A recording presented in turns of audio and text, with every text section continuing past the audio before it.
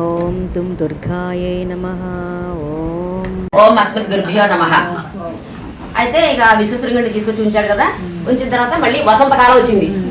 వసంతకాలం వచ్చిన తర్వాత మళ్ళీ మంచి రోజులు వచ్చాయి, వసంతకాలం వచ్చిందని చెప్పని దశరథ మహారాజు ఋషిశృంగుడి దగ్గరికి వెళ్ళి ఆయనకి సాష్టాంగ దండ ప్రమాణాలు ఆచరించి, స్వామి ఇక యజ్ఞాన్ని ప్రారంభిద్దాము, ఇక నేను పిల్లల కోసం ఎదురు చూడలేక చాలా ఇబ్బంది అవుతుంది, మొదలు పెడదామంటారు. సరే మొదలు పెడదాము, అయితే అశ్వాన్ని ముందు వదిలిపెట్టండి, సంభారాలన్నీ సమకూర్చండి అని చెబుతారు ఋషిశృంగులు.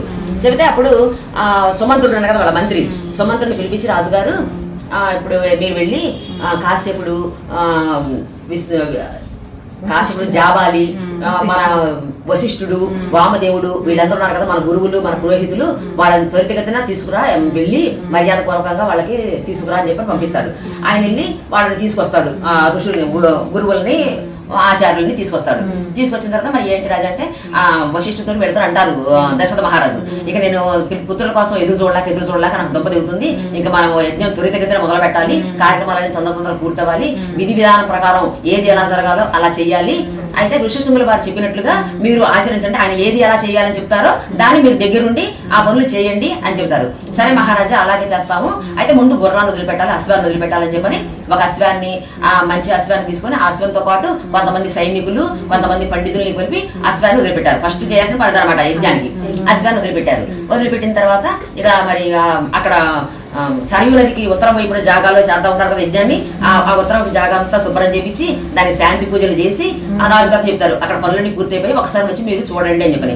దశరథ మహారాజు గారు చూస్తారు, అంతా బాగానే ఉంది, మిగతా కార్యక్రమాలన్నీ త్వరితగతిన చేసేసేయండి అని చెప్పి అని ఏ లోటు రాకూడదు, మళ్ళీ శాస్త్రబద్ధంగా ఉండాలి అని చెప్పి దశరథ మహారాజు చెప్తారు. చెబితే అప్పుడు వశిష్ఠుల వారు ఇక మరైతే ఇప్పుడు వడ్రంగి వాళ్ళని, టాపీ వాళ్ళని, మరి శిల్పులని అందరినీ పిలిపించండి, కొంతమంది సైన్యాన్ని పిలిపించండి, వేల సంఖ్యలో ఇటుకలు తోలించండి, మనం ఒక పని మొదలు పెడతాము. అయితే ఆ పని వాళ్ళకందరికీ కూడా ఆ పని చేసిన అన్ని రోజులు ఒక్కొక్క మేస్త్రి దగ్గర 100 మంది కూలోళ్ళు చేతి కింద. అలిసిపోకూడదు, అమ్మో అక్కడికి వెళ్ళి మేము పని చేసి చాలా అలిసిపోయాము, చాలా కష్టపడమని ఎవరు అనుకోకూడదు. వాళ్ళకి సరిపడ పని, తేలిక పని చేయాలన్నమాట. వాళ్ళకి ఆ పని పూర్తయిన దాకా వాళ్ళకి నివాసం ఉండటానికి, వాళ్ళకి మంచి భోజనము, మంచి బట్టలు, పనంతా పూర్తయితే వాళ్ళ సన్మానం కూడా చేయాలి. అలా చేయాలి, వాళ్ళు ఎవరు కూడా ఇబ్బంది పడకూడదు. ఇప్పుడు వీళ్ళతో ఏం చేయాలంటే, ఇప్పుడు రాజులు వస్తారు దీనికి యజ్ఞానికి, సామాన్య జనం వస్తారు, మంత్రులు, పురోహితులు అందరూ వస్తారు. వాళ్ళు ఉండటానికి నివాసాలు, మరి మరుగుదొడ్లు అవన్నీ కట్టాలి కదా అక్కడ సరయూ నది ఒడ్డున. అవన్నీ ఏర్పాటు చేయడం ఇప్పుడు ఇవన్నీ పిలిచారనమాట. పిలిచి అవన్నీ కూడా ఏర్పాటు చేయండి. లెక్క ప్రకారం రాజులు ఉండడానికి ఎలాంటి నివాసాలు కావాలో, బ్రాహ్మణులు ఉండడానికి ఎలాంటి సౌకర్యాలు కావాలో, మిగతా జనులందరూ ఉండడానికి, సామాన్యులందరూ ఉండడానికి ఎలాంటి కావాలో అవన్నీ ఏర్పాటు చేసి అన్ని కట్టించమని చెప్పి వాళ్ళతో పురవాంచి వశిష్ఠుడు పురవాంచుతాడు. ఇవన్నీ పురవాంచి ఈ మంత్రికి వెళ్ళి తిరిగి మీరు దేశాల రాజులందరికీ కూడా వర్తమానాలు పంపించండి. ఇప్పుడు మన పెళ్ళైన కార్డులు పెట్టి పంపిస్తాం కదా రమ్మని, ఆహ్వానాలు పంపించండి. మరి దశరథ మహారాజు గారు, మన దశరథ మహారాజు గారు ఫ్రెండ్ కదా ఈయన, ఎవరు అంబరాజు రోమపాదుడిని, జనక మహారాజుని, దశరథ మహారాజు గారి మామలు బామ్మలు ఉన్నారు కదా, వాళ్ళందరినీ మీరు వెళ్ళి స్వయంగా పిలుచుకురండి. మిగతా వాళ్ళందరికీ వర్తమానాలు పంపించండి. ప్రతి వాళ్ళకి దేశాల రాజులందరికీ వర్తమానం పంపించండి. బ్రాహ్మణులకి, పండితులకి, వైశ్యులకి, శూద్రులకి, సామాన్య ప్రజలకి అందరికీ వర్తమానం పంపించండి. ఈ యజ్ఞానికి వేల సంఖ్యలో, లక్షల సంఖ్యలో జనం రావాలి, అంత జనం వచ్చినట్టు చూడండి, ఎక్కడ ఏలుడు జరపని చూడండి అని చెప్పని సుమంత్రుడు చెప్తాడు. సర్లే అని సుమంత్రుడు ఈ పనులు చేస్తా ఉంటాడు. వాళ్ళు వచ్చి అన్ని కట్టడాలు కడతారనమాట, నివాసాలు. వాళ్ళు ఇప్పుడు రాజులు వస్తే ఉంటారు కదా, 10 రోజులు ఉంటారు కదా, అవన్నీ ఉండడానికి ఆ కట్టడాలని కడతారు. కట్టిన తర్వాత ఇక వంట వాళ్ళు, పని వాళ్ళు, వంటలు వండటం, ఇక యజ్ఞం జరిగిన అన్నాళ్ళు కూడా ఎవరు వచ్చినా కూడా వాళ్ళకి ఎలాంటి సౌకర్యాలు కావాలో అలాంటి సౌకర్యాలు కల్పించాలి. ఎవరు కూడా మేము దశరథ మహారాజు యజ్ఞానికి వెళ్తే చాలా ఇబ్బంది పడ్డాము, మాకు భోజనం అందలేదు, మాకు ఇది అందలేదు, అది అందలేదు, మాకు మర్యాద చేయలేదు అనే మాట ఎవరి నోట్ల నుంచి రావడానికి వీలేదు. రాజులకే మర్యాద కాదు, బ్రాహ్మణులకే మర్యాద కాదు, వయసులు వచ్చినా, శూద్రులు వచ్చినా, తక్కువ జాతి వాళ్ళు వచ్చినా సరే వాళ్ళకి కూడా చేయవలసిన మర్యాదల ప్రకారం చేయాలి. వాళ్ళకి కూడా మర్యాదగా చూడాలి. వాళ్ళని కూడా ఒకళ్ళ వృద్ధులు, బాగా వృద్ధులు ఉంటారు కదా, కనబడుకు గుంటుకుంటూ నడిచేవాళ్ళు, అలాంటి వృద్ధులు వచ్చినా, కుంటి వాళ్ళు, వికలాంగులు వచ్చినా సరే వాళ్ళని హేళన చేయకూడదు. వాళ్ళని చేపట్టుకొని తీసుకెళ్లి వాళ్ళని ఎక్కడ ఉండాలో అన్ని చూపించి అన్ని చేసి ప్రతి ఒక్క మనిషికి ఇంతెందుకు, ఇక ప్రతి ఒక్క మనిషికి కూడా నాకు ఇట్లా జరిగింది అనుకునే పని లేదు, బ్రహ్మాండం జరిగింది అనుకోండి. ఎవరు నోట్ల నుంచి విన్నా కూడా అన్ని సౌకర్యాలు బాగున్నాయి, అంతా బాగా చదువుకోవాలి, అలా ఏర్పాటు చేయండి. వడ్డించే వాళ్ళు కూడా మురికి బట్టలు వేసుకోకుండా మంచి బట్టలు వేసుకొని చివరికి కుండలాలు పెట్టుకొని చక్కగా వడ్డించుతుంటే వాళ్ళు వడ్డిస్తే మనకి ఇంకా మంచి తినాలనిపించాలన్నమాట. అంత నీట్ గా ఉండాలి వాళ్ళు. అలా ఈ సౌకర్యాలన్నీ కూడా ఏ లోటు లేకుండా చేయాలి అని చెప్పి అందరికి ఎవరికి పొరవాంచే పనులు వాళ్ళకి వశిష్ఠుల వారి దగ్గరుండి అన్ని కూడా పనులు చూసుకుంటూ ఉంటారు. ఇక యజ్ఞానికి కావాల్సిన యజ్ఞకుండాలు తయారు చేయడం కానీ, మరి హవిస్సులు పంపించడం, దేవతలకి పంపించడం కానీ అన్ని కూడా వశిష్ఠుల వారి దగ్గరుండి అన్ని చూసుకుంటారు. యోగ స్తంభాన్ని పెడతారు యజ్ఞం దగ్గర. ఆ యోగ స్తంభాలు ఎక్కడ ఎన్ని ఉండాలో, ఏ మూలకి ఎన్ని ఉండాలో అన్ని ఏర్పాటు చేసి ఆ యోగ స్తంభానికి చూడడానికి అందంగా కలపడం కోసం బంగారం తొడుగులు తొడిగి మరి కడతారు కదా యజ్ఞానికి కుండాలు. ఆ కుండాలకి ఎటువైపు 3 రాళ్ళు ఉండాలి, ఎటువైపు 4 రాళ్ళు ఉండాలి, ఎటువైపు ఎత్తు ఉండాలి, ఎటువైపు తక్కువ ఉండాలని మన ఋషిశృంగుల వారు చెప్పిన ప్రకారంగా వశిష్ఠుల వారి దగ్గర నుండి అన్ని కార్యక్రమాలు కూడా ఏ లోటు లేకుండా విధి విధానం ప్రకారం అన్ని కార్యక్రమాలు జరుగుతాయి అనమాట.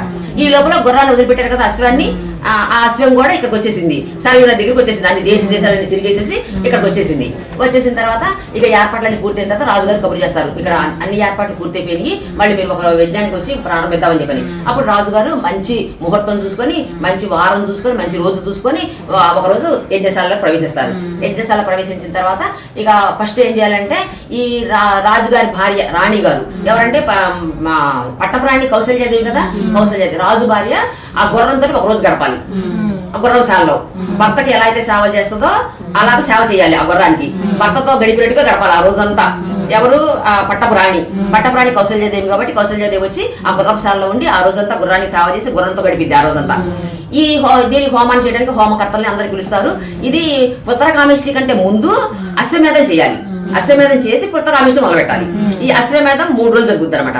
ఈ 3 రోజులు జరిగితే ఆహ్వానాలు పంపించిన దగ్గర నుంచి రాజులు, సామాన్య జనులు, పండితులు ఎవరు కుదిరినప్పుడు వాళ్ళు వస్తా రేత్రి పగలు వస్తా ఉంటారు. రేత్రి కూడా వచ్చినా కూడా భోజనం పెట్టాల్సిందే వాళ్ళకి. ఏ టైంలో వచ్చినా ఎవరు తినే ఆహారం వాళ్ళకి, ఏ ఆహారం ఎవరు తింటారో వాళ్ళకి దానికి తగ్గట్టుగా వాళ్ళకి పెట్టాలి అని చెప్పి అంతా రెడీ చేస్తారు. ఇక యజ్ఞం మిగిలిపోతుంది. రాసులు అన్నం కొండంత ఎత్తుగా గుట్టలు పోస్తారు. అన్నాలు వండేసి, కూరలు వండేసి, అన్ని రకాల పిండి వంటలు వండేసి రాసులు పోస్తారు. ఇక వండే వాళ్ళకి, వడ్డించే వాళ్ళకి, తినే వాళ్ళకి విసుగు విరామాలు లేకుండా జరుగుతూ ఉంటుంది. మధ్య మధ్యలో దశరథ మహారాజు గారు ఇంకా వండండి, ఇంకా పెట్టండి, ఇంకా మంచి వంటలు వండండి, మంచి వంటలు వండండి, వాళ్ళకి మంచి వస్త్రాలు వేయండి, మంచి వస్త్రాలు వేయండి అని చెప్పి చెబుతూ ఉంటారు. ఆ ఇచ్చేది కూడా ఎలా ఇవ్వాలి?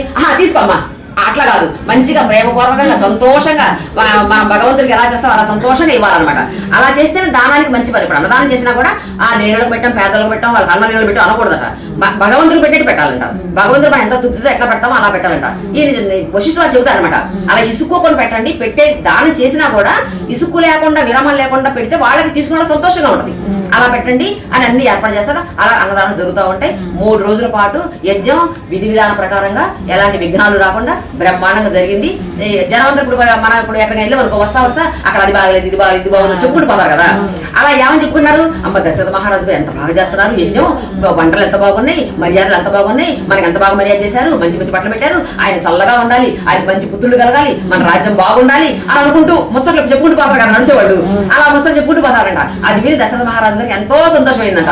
ఎంతో సంతోషం. ఇంకా మంచి చేయండి, ఇంకా ఎక్కువ వండండి, ఇంకా పెట్టండి అని దశరథ మహారాజు చెప్తా ఉంటారంట. అలా యజ్ఞానికి కావాల్సిన జరిగింది. 3 రోజులు ఈ అశ్వమేధం బ్రహ్మాండంగా జరిగింది. అశ్వమేధం జరిగిన తర్వాత ఈ చేసిన వాళ్ళు 4 ఉంటారు ఇంపార్టెంట్ వాళ్ళు. బ్రహ్మ అని చెప్పి వాళ్ళ పేర్లు ఉంటాయి. 4 ఇంపార్టెంట్ వాళ్ళు అనమాట. వాళ్ళందరికీ కూడా ఉత్తర పక్క రాజ్యం ఒకళ్ళకి, దక్షిణ పక్క రాజ్యం ఒకళ్ళకి, పడమర ఒకళ్ళకి, దక్షిణ ఒకళ్ళకి రాజ్యం ఇచ్చేస్తా అంటాడు. అంటే వాళ్ళు అంటారు, మాకెందుకండి రాజ్యం, మేమేం చేసుకుంటాము, మేము రాజ్యం వేలే వాళ్ళమే పెట్టేవాళ్ళమా, మీరు రాజుగారు మీకే ఉండాలి రాజ్యం, మీరు మీ రాజ్యంలోనే ప్రజలు సురక్షితంగా ఉంటారు, ఆ రాజ్య పరిపాలన దక్షత మీకే ఉంది, మాదే ఉంది, మేము మునులో మేము తపస్సు చేసిన వాళ్ళం, మాకు కావాల్సినవి మాకు ఇస్తే చాలు, రాజ్యాలు మాకు వద్దండి, రాజ్యం మీరే ఉంచుకొని అంటారు. సరే అని చెప్పని 1,00,000 గోవులు, దానికి 4 బంగారం, దానికి 4 వెండి, దానికి 4 ధాన్యాలు అన్ని తెప్పించి ఋషిశృంగుడు చెప్తాడు, ఈ 4 పంచిపెట్టి మీ చేత్తో మీరు ఇవ్వండి ఇవన్నీ కూడా అని చెప్పండి. అవన్నీ వాళ్ళకి ఇస్తే వాళ్ళు ఎంతో సంతోషంగా, మా బ్రాహ్మణులు చేసిన వాళ్ళు కూడా సంతోషంగా వెళ్తారు. 3 రోజుల యజ్ఞం కూడా నిర్విఘ్నంగా బ్రహ్మాండంగా జరిగింది. ఇక నెక్స్ట్ పుత్రకామేష్టి మొదలు పెడతారు. అది ఈసారి ఎపిసోడ్. జై శ్రీ.